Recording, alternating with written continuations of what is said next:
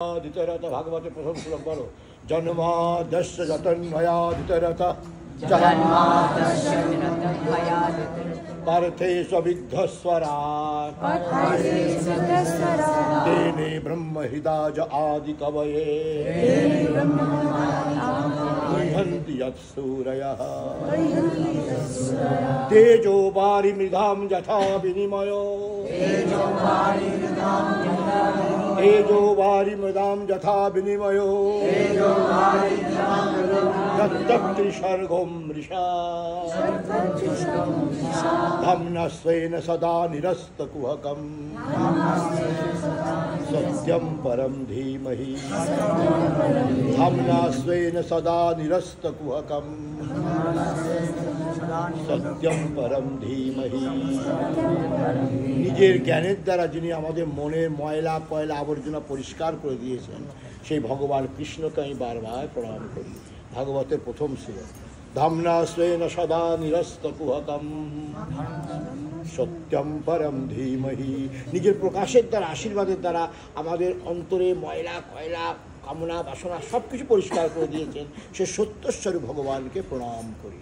ভাগবতের শেষ শ্লোক শ্রীমদ্ভাগবতম প্রমাণমমলম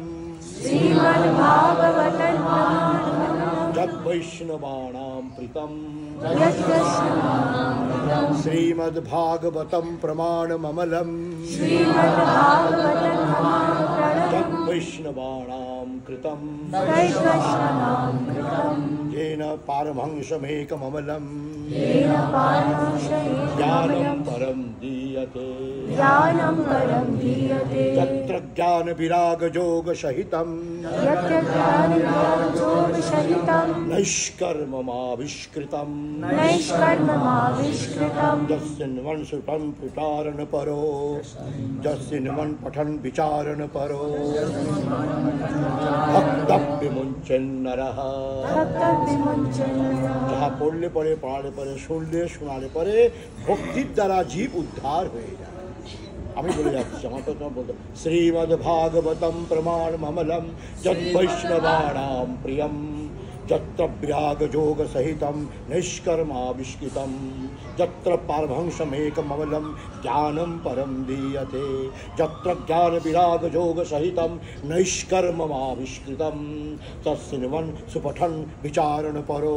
যেটা পড়লে পরে শুনলে পরে শোনালে পরে পড়লে পরে পড়ালে পরে জীব ভক্তির দ্বারা কৃষ্ণস্বরূপ প্রাপ্ত হন। नाम संकीर्तनम यस्य सर्व पापो प्रणाशनम प्रणामः दुःख शमनः तं नमामि हरिं परम।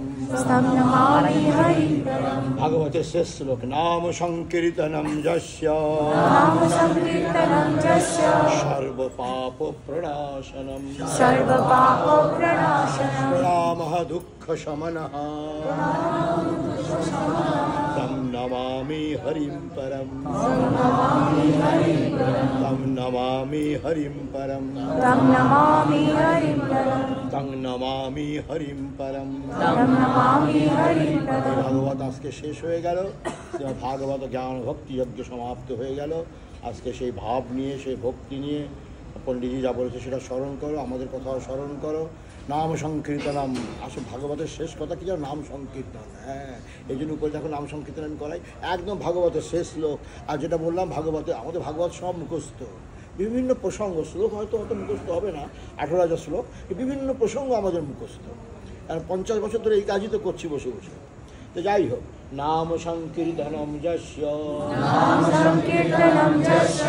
যার নাম সংকীর্তন করলে সমস্ত পাপ নষ্ট হয়ে যায়। যার গীতা কথা শুনলে সমস্ত বিষয় বাসনা, কাম বাসনা, মোহ বাসনা সব দূরে চলে যায় আর সমস্ত পাপ প্রশমিত হয়ে যায়। সে ভগবান হরিকে আমি বারবার প্রণাম করছি। বিঘ্নিতম বদভদু ইধশ্চ বিষ্ণু সদ্ধন্বিত অনুসূয়াধবর্ণয়শ্চ ভক্তিম পরাম ভগবতীম প্রতিলভ্য কামম হৃদি রোগমাস্য পরিহীনত্ব চিরেণ ধীরা। সুখদেব যখন জিজ্ঞাসা করলেন মেয়েদের সাথে রমণ করেছে কৃষ্ণ, এই কৃষ্ণর কি মূল্য আছে? তখন বলছেন সুখদেব বলছে এসব এসব এসব বলো না। বিক্রিতম বদবদ ইধাংশ বিষ্ণু রাশিয়ার প্রধান শ্লোক। বিষ্ণু ব্রজবধূদের সাথে রমণ করেছিলেন, সেটা অত্যন্ত শ্রদ্ধা ভক্তির সহিত তোমরা স্মরণ করো।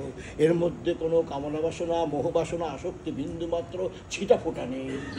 দেখি ঋতম ব্রজবধূ হৃদশ্চ বিষ্ণু, ব্রজবধূর সাথে বিষ্ণু মানে ভগবান কৃষ্ণ যে রমণ করেছিলেন, এইটার মধ্যে একদম ছিটাফোটা কামনা বাসনাকে স্পর্শ করবে না পরীক্ষিত।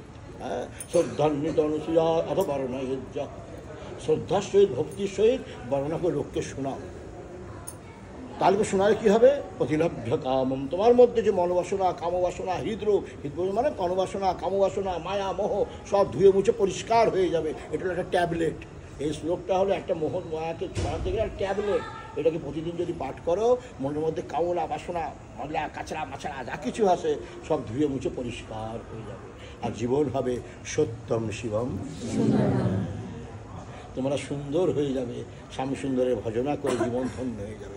এটা মস্ত বড় ভাগবতের ট্যাবলেট। হ্যাঁ, ভগবান সুখদেব বলেছেন এইগুলো শুদ্ধ পোষ করলে এই মায়া মোহ কামনা বাসনা যা কিছু আছে, মনোবাসনা সব, কাম বাসনা সব দূরে চলে যায়, আর জীবন সত্য স্বরূপ। যাই হোক, চলো এখন আমাদের কি বলতে হবে? রাধে কৃষ্ণ রাধে।